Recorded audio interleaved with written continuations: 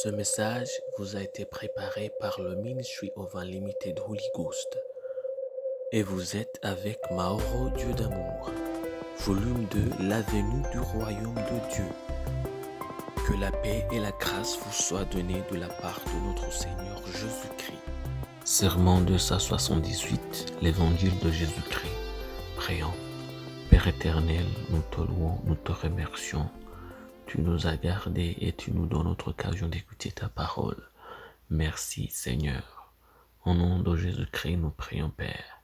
Que ton nom soit sanctifié, que ton règne vienne et que ta volonté soit faite sur la terre comme au ciel. Au nom de Jésus-Christ, nous prions que ton Esprit Saint vienne, qu'il ouvre nos yeux, nos cœurs, nos pensées, afin que nous puissions comprendre ta parole. Nous voulons appliquer ta parole. Nous voulons vivre selon ta parole. Nous voulons marcher selon ta parole. Père, nous voulons être changés, transformés par ta parole. C'est au nom de Jésus-Christ que nous prions. Amen. Aujourd'hui, on va lire en Luc chapitre 17, verset 24. La Bible nous dit, car comme l'éclair resplendit et brille d'une extrémité du ciel à l'autre, ainsi sera le Fils de l'homme à son jour. Ça, c'est en Luc chapitre 17, verset 24. Le royaume à venir, le jour du Fils de l'homme. Comme nous l'avons vu hier à propos du royaume en nous, ce royaume ne peut être vu, mais sa puissance est ressentie. Aujourd'hui, nous allons parler du royaume à venir. Ainsi, pour l'instant, le royaume de Dieu est tout autour de nous en secret, comme l'a dit Jésus. Il est proche de nous, mais invisible à nos yeux. Nous voyons ses manifestations, mais nous ne le voyons pas de nos propres yeux. C'est la raison pour laquelle beaucoup de gens sont sceptiques à son sujet et ils continuent à se disputer sur l'existence de Dieu. Certains ne croient même pas qu'il existe, d'autres suivent des idoles différentes. Bien que le royaume de Dieu soit ici, il est en quelque sorte caché pour ceux qui ne le connaissent pas et pour ceux qui ne le cherchent pas.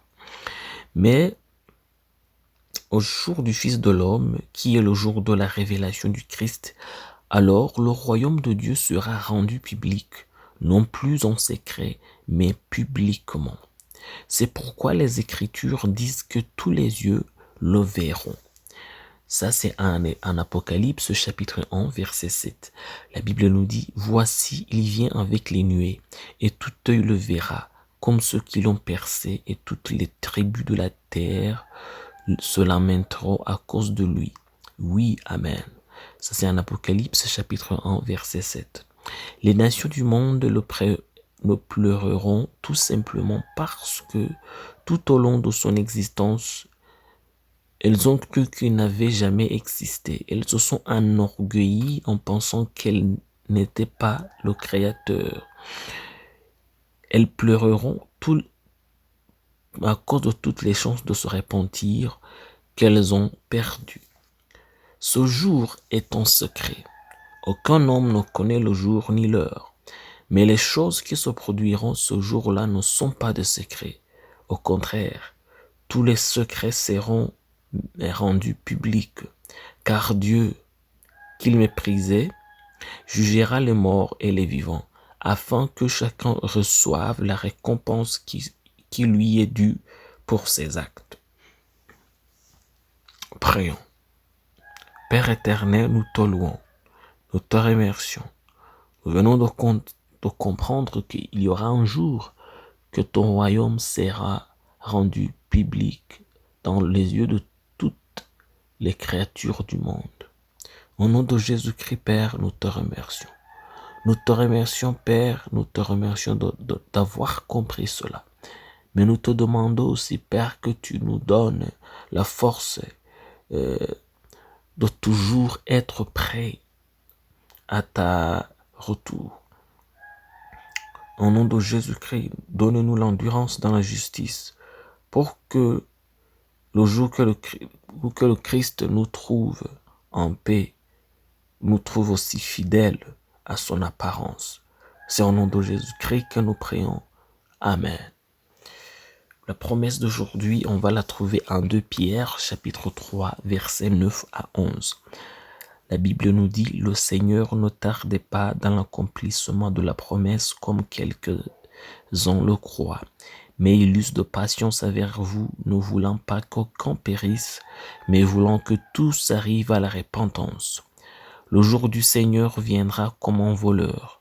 En ce jour, les cieux passeront avec fracas, les éléments embrassés se dissoudront, et la terre avec les œuvres qui les renferment sera consumée.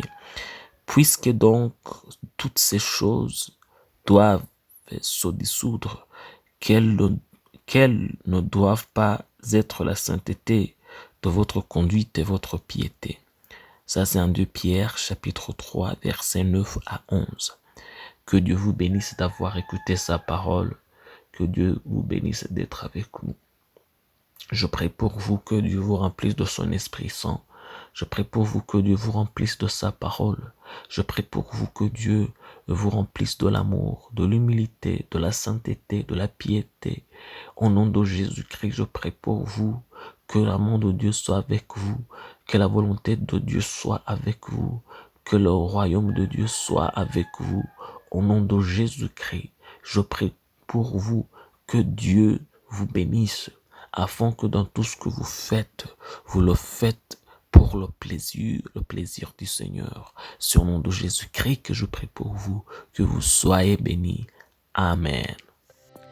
Soyez un partenaire de Dieu. Suivez et recommandez notre page Facebook et notre chaîne YouTube. Partagez la dévotion avec vos proches. Lisez et écoutez tous les jours et vous verrez vraiment Dieu dans votre vie. Que Dieu vous bénisse. Vous pouvez trouver les links dans la description du vidéo en dessous. Cet message vous a été préparé par le Ministry of Unlimited Holy Ghost et vous a été présenté par Mahoro Dieu d'amour. Que la paix et la grâce vous soient données de la part de notre Seigneur Jésus-Christ. Amen.